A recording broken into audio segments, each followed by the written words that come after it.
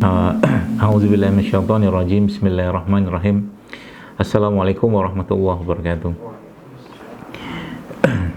Alhamdulillah hamdan katsiran thayyiban mubarakan fi kama yuhibbuna wa yarda. Asyhadu an la ilaha illallah wahdahu la syarika lahu wa asyhadu anna Muhammadan abduhu wa rasuluhu la nabiyya ba'da. Qala Allah Ta'ala fil Qur'anil Karim, a'udzubillahi minasyaitonir rajim. Huwallazi anzala as-sakinata fi qulubil mu'minin liyazdadu imanan ma'a imanihim walillahi junudus samawati wal ardi wa kana Allahu aliman hakima. Subhanaka la ilma lana illa ma 'allamtana innaka antal alimul hakim. Rabbi shrah li sadri wa yassir li amri wahlul 'uqdatam min lisani yafqahu qawli.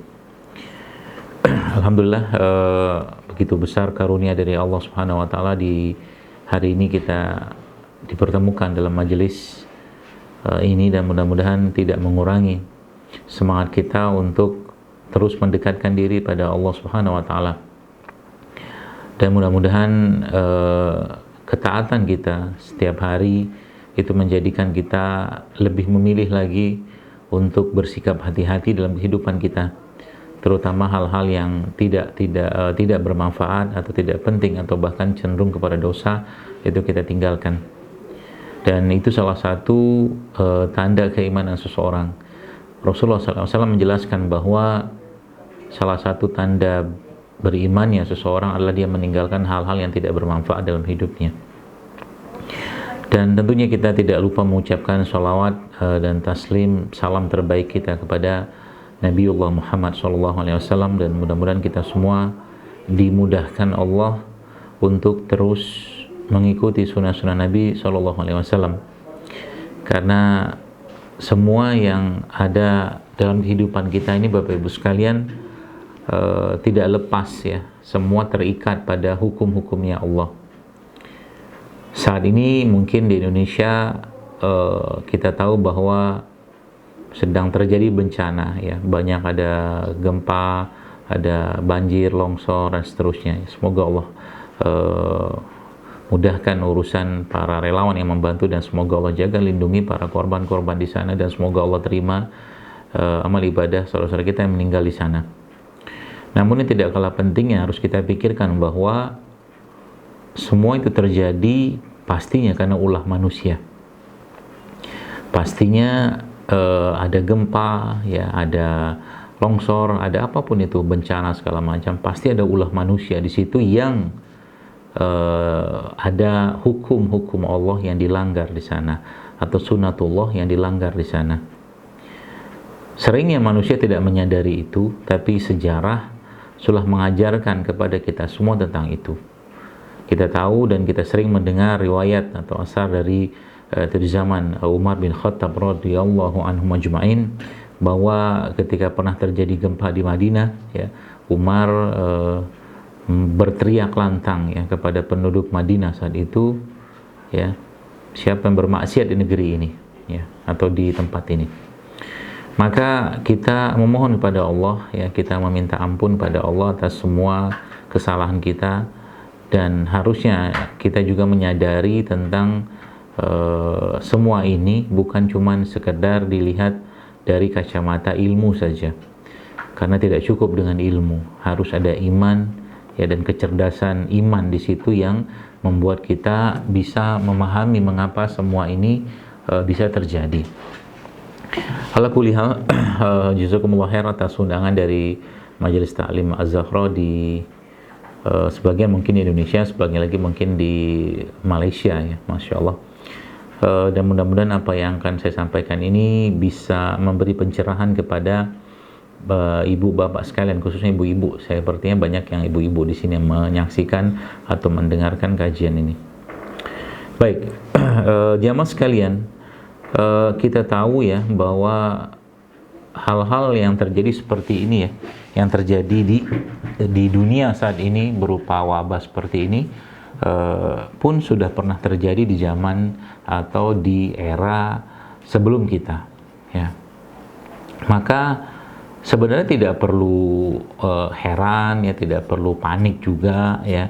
Kita bercermin saja dari situ dan kita hubungkan dengan diri kita atau keadaan kita selama ini. Dua kata kunci penting mungkin yang akan saya sampaikan di waktu yang tidak panjang ini tentang bagaimana menyikapi ini semua sebenarnya. Kata kunci pertama adalah tentang keimanan, ya.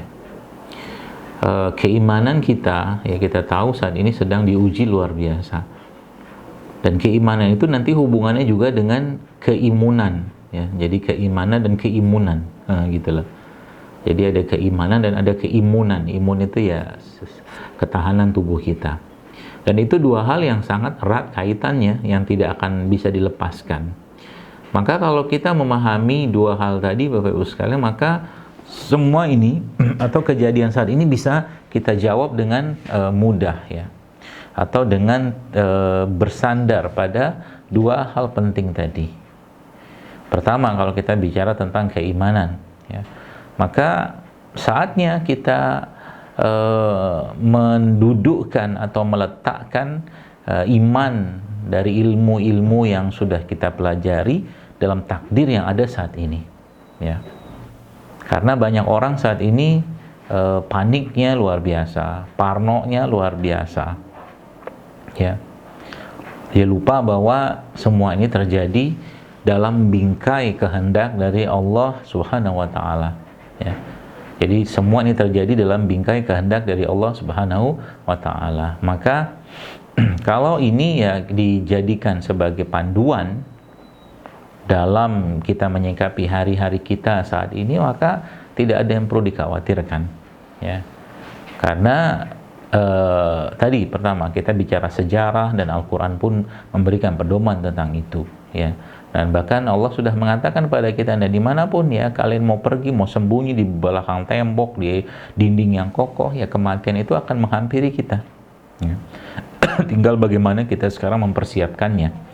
Tinggal bagaimana kita menjadikan kematian kita itu kematian yang indah. Kenapa saya katakan kematian? Ya memang sekarang dilihat di mana-mana, ya, kata beberapa teman-teman pun, ya.